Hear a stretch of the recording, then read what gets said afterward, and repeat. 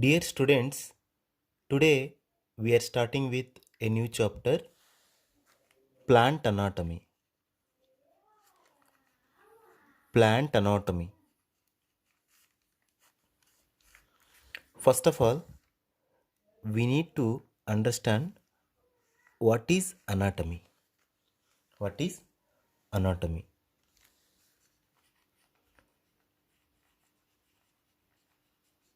Anatomy, we can define it as it is a branch of biology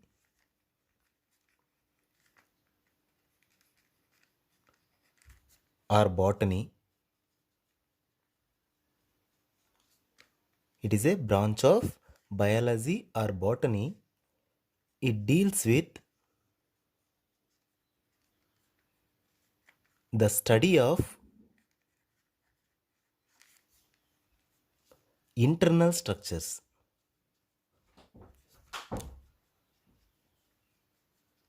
Internal structures means, for example, if we take one stem or leaf, if we study the external characters of the stem or leaf, that study is known as external morphology or simply morphology. It deals with the study of external features of something. But in case of anatomy, we are dissecting the material, whatever it may be, either stem, either leaf, either petiole, whatever it may be. We are dissecting the material and we are allowing that dissected part under microscope and we are studying internal structures. The internal structures we are observing by using some aids like microscope, okay, simple or compound microscope. We are studying internal structures, means how the stem or leaf is made up of, what are the internal structures, what are the types of tissues are involved in the formation of that leaves. This is the study of anatomy. Okay, this is brief introduction about plant anatomy because we are dealing with plants, that's why it is known as plant anatomy. Even human anatomy is also there and animal anatomy also there. Whatever it may be, the term, whenever we using the term anatomy, means it is the study of internal organization. In this we are studying cells, tissues, tissue types, okay, their arrangement, all those things we are study in the present chapter. Okay, now as a first content we have tissues or tissue systems. Tissue systems, this is first content in our syllabus. It is also a basic structural component of anatomy because any organ, any plant is made up of cells. Cells are basic units of life or building blocks of life or organism. But here the tissue is a basic component in any organism. That's why first we understand what is tissue and what are the tissue types in plants. After that we will see other things. Now we will start with tissues and their brief classification for understanding purpose. Okay, first of all, tissues. What is tissue? What is tissue? We can define it simply as tissue is a group of cells. A group of cells having same origin, usually having same function. Tissue is a group of cells having same origin, means originated from same origin point and having same function to do some work, whatever it may be, either secretion, either photosynthesis, either buoyancy, whatever it may be. Okay, it is a group of cells having same origin, having same function usually. Okay, now we will see brief classification of tissues. Classification nothing but how many tissues or tissue types found in the plant body, that we will see now. I will show the overview or the flow chart of the tissue system so that we can understand very easily. Now we know the definition of tissue. Now we will see what are the types in tissues. Okay, all tissues in plants categorized into two. Broadly, they are all categorized into two. They are meristematic tissue, meristematic tissues, permanent tissues. All tissues categorized broadly into two. One is meristematic tissue, permanent tissue. But here we should follow some criteria to classify this.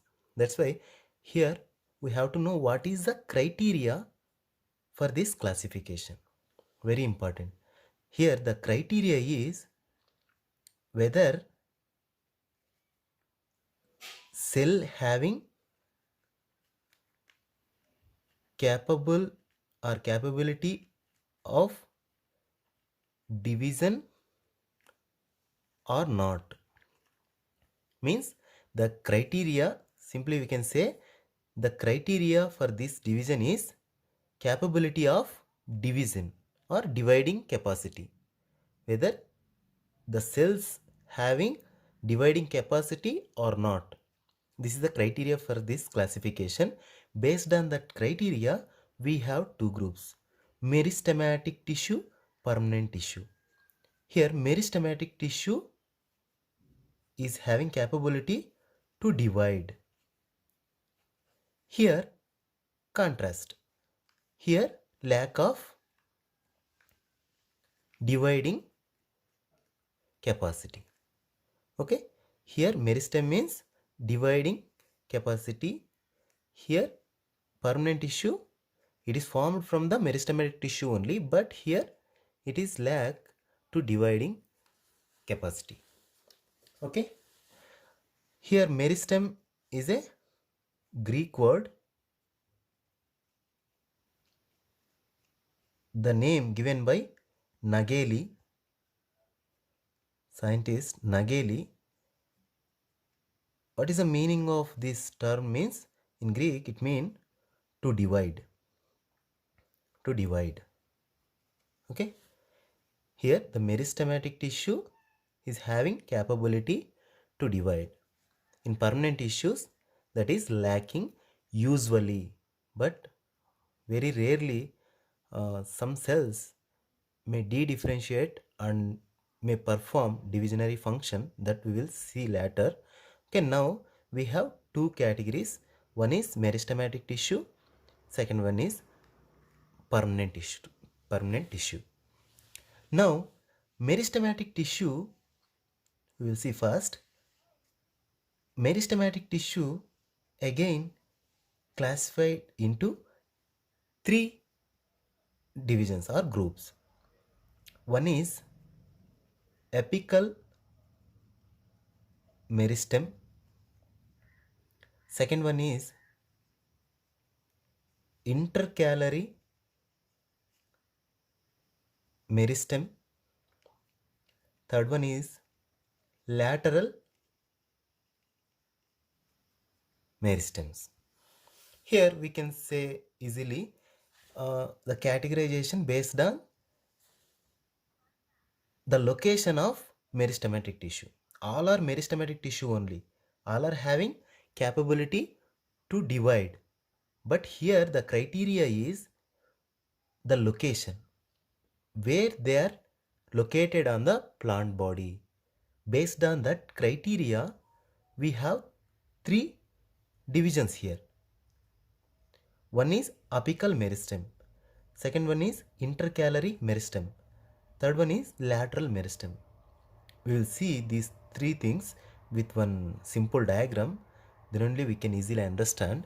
Now again one more classification also there, not only one or two, there are many classification, but we will see two classification within meristematic tissues. Okay, now it is one classification. Based on the location, we have three types of meristematic tissues types.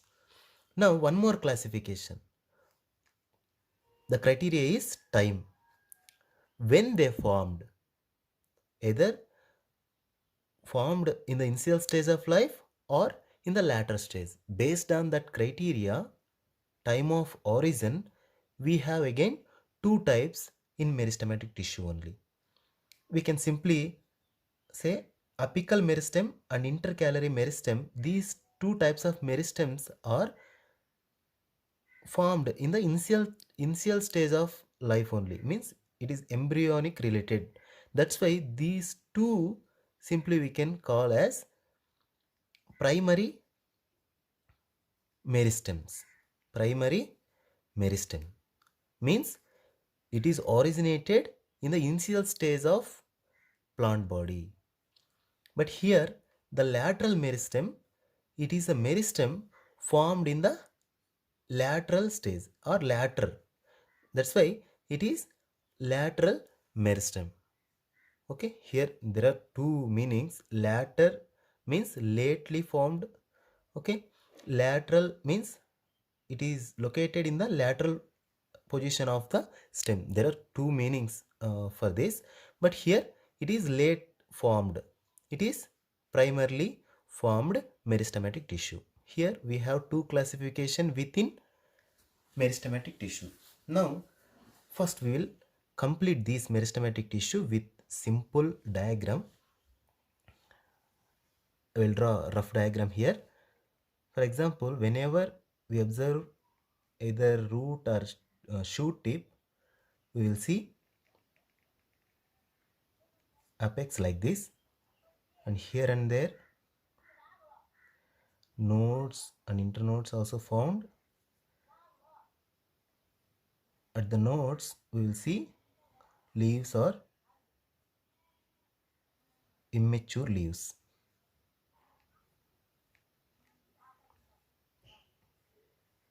Okay, now where the apical meristem is occur or present, where the intercalary meristem is present, where lateral meristem is present, that we will see. The name indicate that apical means apex of any part, either shoot or root. Here apex is here. The meristem whichever present in the tip region of the stem or root, it is known as apical meristem. Apical meristem. It is a first type. Okay, whenever the growth is happening in the one unidirectional way, some meristematic zones or tissues left behind permanent tissues, mainly in the nodal regions. For example, it is a apical meristem. Here, some meristematic tissue during the growth period, some meristematic tissue, reserved tissue, will be left behind these permanent tissues here and here and here and here, here, here, for lateral growth, like for example to form branches or leaves or flowers or tendrils, whatever it may be. apical meristematic tissue leave or left some tissue behind this permanent tissue, especially in the nodal region. This left meristem is known as intercalary meristem. This is second type. Listen carefully. The apical meristem and intercalary meristem are found in the initial stage of plant life only. That's why these two together called as primary meristem. Primary meristem. But lateral meristem, where it is found? Whenever we dissect or we take a section of a stem, or here also, the lateral meristem found in this region. Okay, we better understand this with transverse section. Here it is a slice of stem, young stem. Here vesicular bundle. Where the lateral meristem forms means in the, for example, it is epidermis, this zone is cortex, this is stele. Typical dicot stem consists three zones. One is epidermis, cortex and stele. Here lateral meristem found in two regions. In the cortex zones called cortical or cortex cambium. Here in the in the stele, that is vesicular cambium. There will be two types of lateral meristem. One is found in the cortical region, one is found inside of the stele. But in the initial stage, means in the primary growth stages, the lateral meristem not appear or not developed properly. But during the secondary growth means whenever we saw a seed, we get small plantlet. Okay, first it show one growth, that is primary growth, means it is unidirectional. First they grow up to 1 meter or 2 meter, okay, with the help of apical meristem and intercalary meristem. First, due to the apical meristem increase in their height, intercalary meristem also it induce or it increase the length of internodes, so that the growth will be occurred in the initial stage by apical meristem and intercalary meristem. But after some time, means 1 or 2 months, 3 months or 1 year, there will be increasing in the girth, because to bear the plant body or branches, the thickness or girth should be increased. That's why they are showing radial growth. Means in the first stage they grow like this. In the second stage, during the secondary growth, the girth should be increased. That's why these lateral meristem they start to function. That's why these meristem will be activated and increase the plant girth. That is a function of lateral meristem. These lateral meristem functioning very late. That's why it is called as lateral meristem. These two are primary meristem. There are n number of classification based on the plane of cell division. Other criteria also, based on that criteria also, we have many classification within meristematic tissue, but these three and these two are very important. It's enough for degree standard. Okay, this is all about primary tissues. Now we will see another part, that is permanent tissues.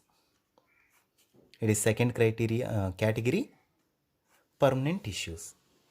Here the tissue is characterized by non-dividing cells. These are all non-dividing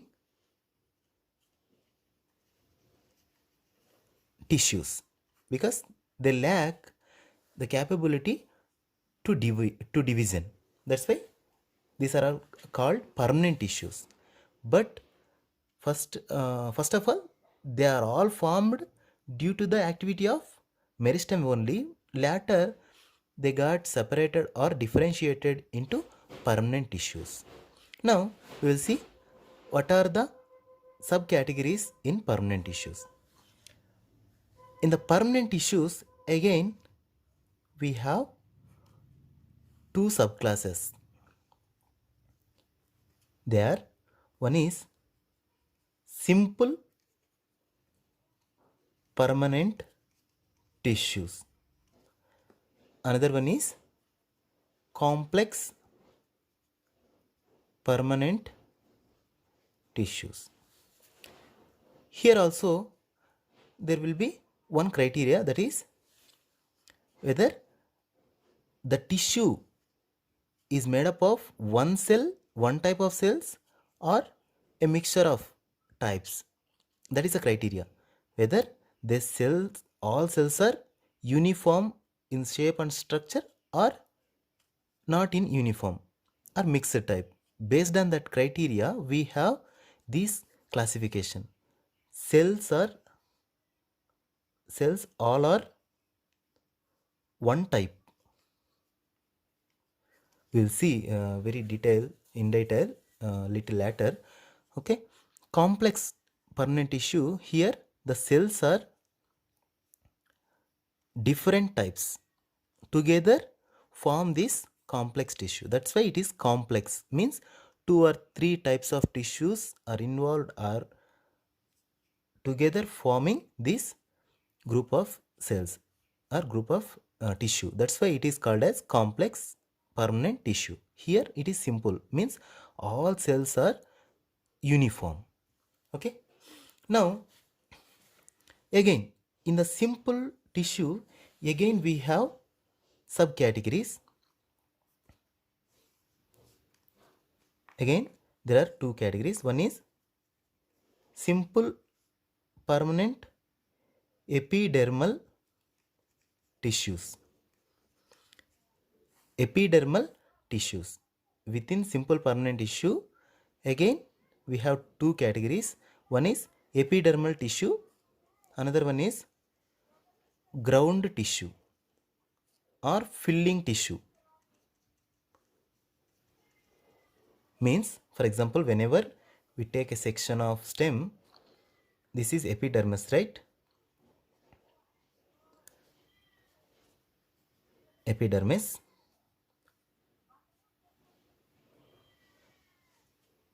This is epidermal tissue. But what is ground tissue? Here steel will be there. Okay, between steel and epidermis, remaining part is called cortex, right? This cortex tissue is otherwise known as ground tissue or filling tissue.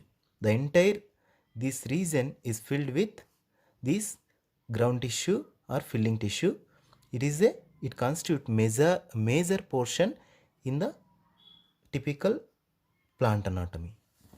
Okay, epidermal tissue, entire outer layer of the plant body is made up of epidermal tissue. It is also simple permanent tissue.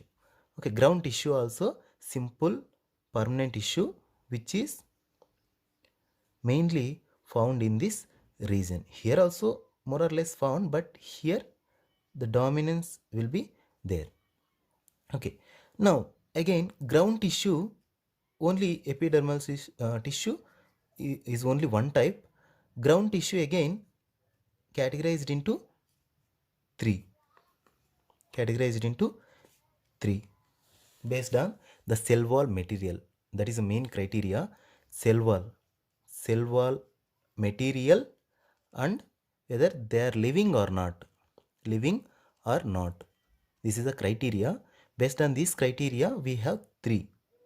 First one is parenchyma, otherwise known as primitive tissue found in all plant types. Okay. Next, collenchyma. This is second tissue. It is known as mechanical tissue. Third one is sclerenchyma. It is also mechanical tissue. These two are living tissues. This is dead tissue. Okay, but all are simple tissue. Means simple means all are made up of one type of tissues. Whenever we observe this parenchyma, the cells may be like this. Means they are all more or less similar in shape and size. That's why only one type. That's why it is called as simple permanent tissue.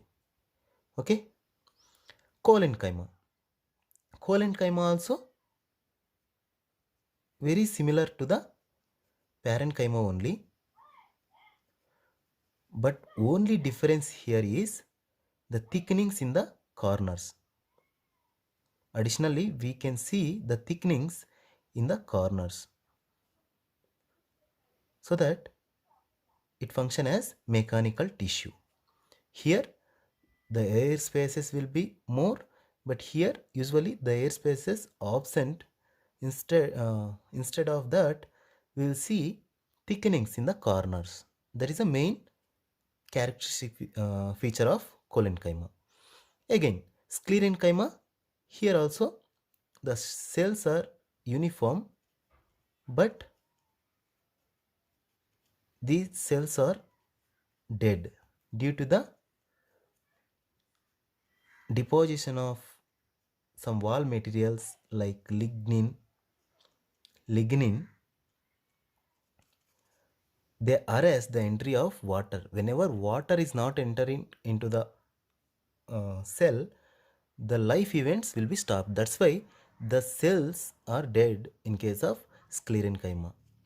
Okay, here it is parenchyma. Again, there are many classification types in parenchyma, like whenever the parenchyma carry out the photosynthesis,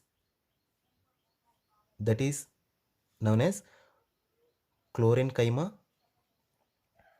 Whenever it do storage function, that is storage parenchyma. Whenever they use to float in the waters, mainly in hydrophytes, that is aerenchyma. For buoyancy. Buoyancy means to float, because these cells, these aerenchyma cells, having large cellular interspaces which is filled with air, it will be useful to float in the water. That is a function of parenchyma. Here, storage parenchyma means it in the form of plastids, having plastid, all those things, they function as storage tissue. Chlorenchyma means it consists chloroplast, so that they function as chlorenchyma, means chlorophyll parenchyma. In collenchyma also there are many types. One is angular, lamellar or plate type, and lacunar types. There are three types within collenchyma based on these depositions, wall material depositions. If the depositions or thickenings found only in the corners like angles, that is called angular collenchyma. Lamellar or plate like collenchyma means whenever the cells are arranged in lines, the thickenings found in the tangential means these horizontal walls, so that the thickenings appear like lines or plates. This is lamellar or plate like collenchyma. One more, lacunar. In between these cells in the collenchyma, sometimes gaps, air gaps will be found. That's why it is called lacunar type of collenchyma. It is quite common in parenchyma, but it is the characteristic feature of lacunar collenchyma. Coming to the sclerenchyma, it is dead tissues. Again, here also we have two types. Here also we have two types. One is fibers sclerites. They are hard cells having different shape. Based on the shape, again they are divided into 4 or 5 types, means brachysclerites, macrosclerites, osteosclerites, astrosclerites, okay, trichosclerites. Based on the shape, again there are 5 or 6 type of sclerites. Brachysclerites means like circular type of cells having very thick cell walls. Macrosclerites means they are having some uh, palisade tissue shape. Osteoscleride means they are having some bone-like structures. Astroscleride means star-shaped cells. Trichosclerides means a hair-like cell shapes. Okay, this is the classification based on cell shape usually. Okay, this is all about ground tissue. Ground tissue consists 3 types broadly: parenchyma, collenchyma, sclerenchyma. Okay, coming to the complex tissues, here again there are 2 categories. Just I will simplify this. Later we will see uh, about each and everything. Now this is brief classification. That's why I will end this with xylem and phloem. Okay, complex parenchyma. Complex permanent tissue again divided into 2. One is xylem, phloem. Okay, xylem, both are conductive tissue, means transportation. It is useful for transportation. Xylem, it transport water. Phloem, it transport food. Okay, based on the material what they are transporting, based on that we have 2 complex tissues. One is xylem, another one is phloem. Both are located inside the steel. That is a main thing. Okay, this is all about different tissues and their classification in plants. Okay, now we will discuss each and every tissue type in detail. First, we will start with meristematic tissue. Meristematic tissue. We already briefly discussed about this tissue. Now we will see more in detail. First of all, what is meristem? It is a Greek word or term. Greek word means to divide. To divide. Because these cells are always actively dividing. That's why the scientist Nageli gave this term meristem to this actively dividing tissue, that is meristematic tissue. Okay, the Greek word meristem has been attributed to this meristematic tissue by Nageli. Now we will see what are the characteristic features of meristematic tissue. Not only meristematic tissue, each and every tissue type having some characteristic features. One is for division, one is for storage, one is for strength.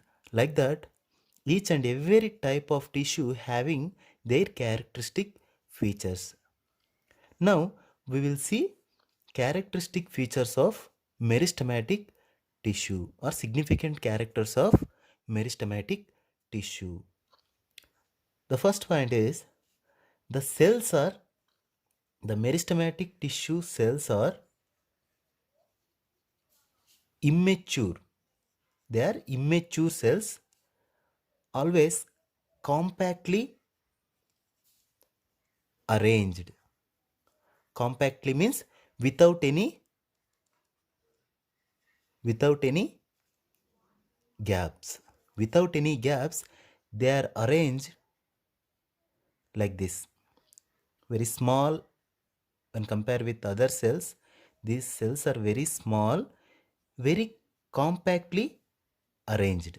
That is the first characteristic feature of this meristematic tissue. The shape of cells, whenever we observe the shape of cells, they are usually oval or round or polygonal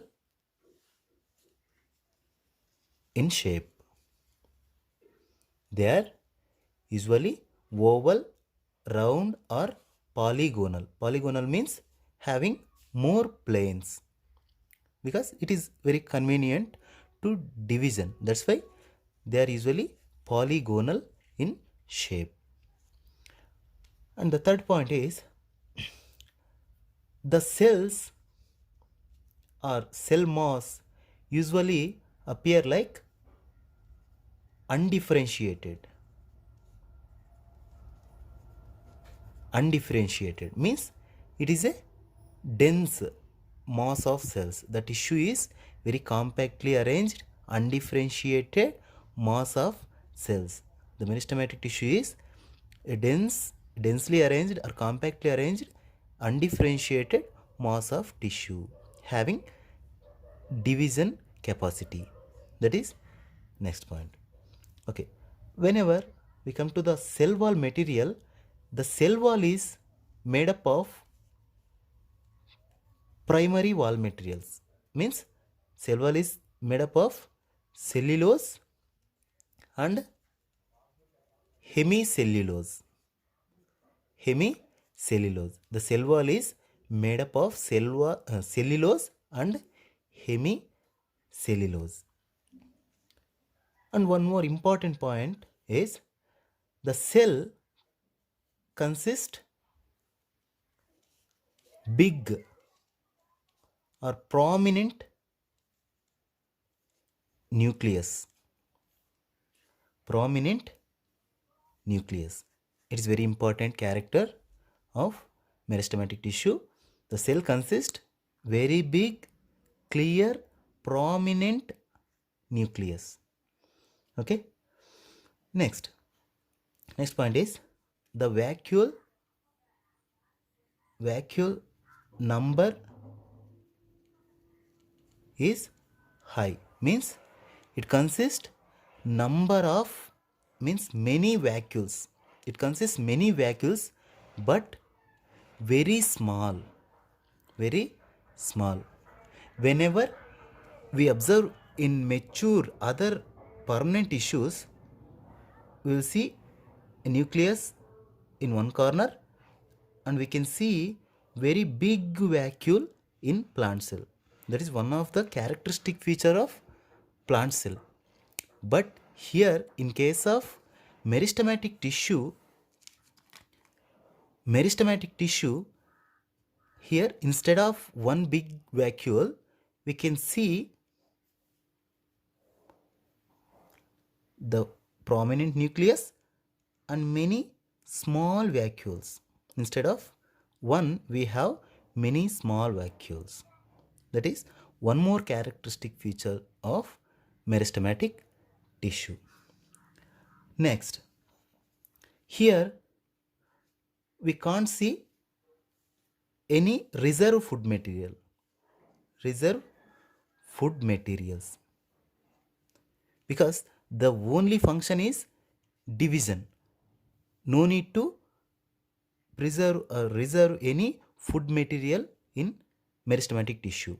The reserve food materials are absent because the main function of meristematic tissue is to divide and gives rise new cells. That is the main function. Here no need to reserve any food materials. That's why we can't see any reserve food materials in meristematic tissue. That is one more important point. Next point is here the ergostic substances also. The ergostic substances also absent.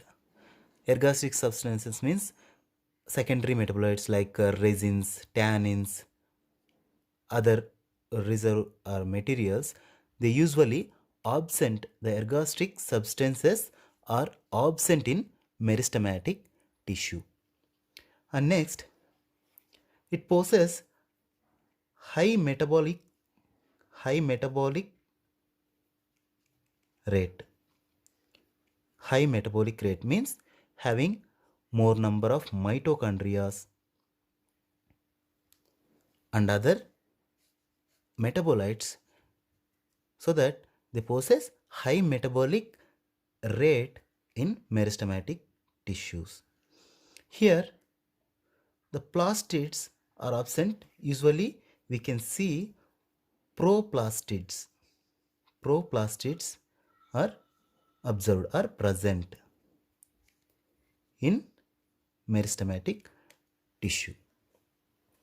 These are the some characteristic features of meristematic tissues. We already discussed about types in meristematic tissues, that is apical, intercalary, lateral meristems, and based on the location we categorized into three, and based on the time of origin also we discussed primary and secondary meristematic tissue. These are the important characteristic features of meristematic tissues.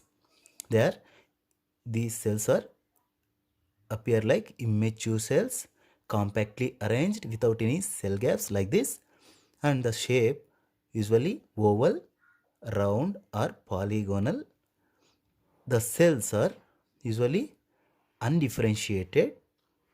The cell wall material is made up of primary cell wall materials.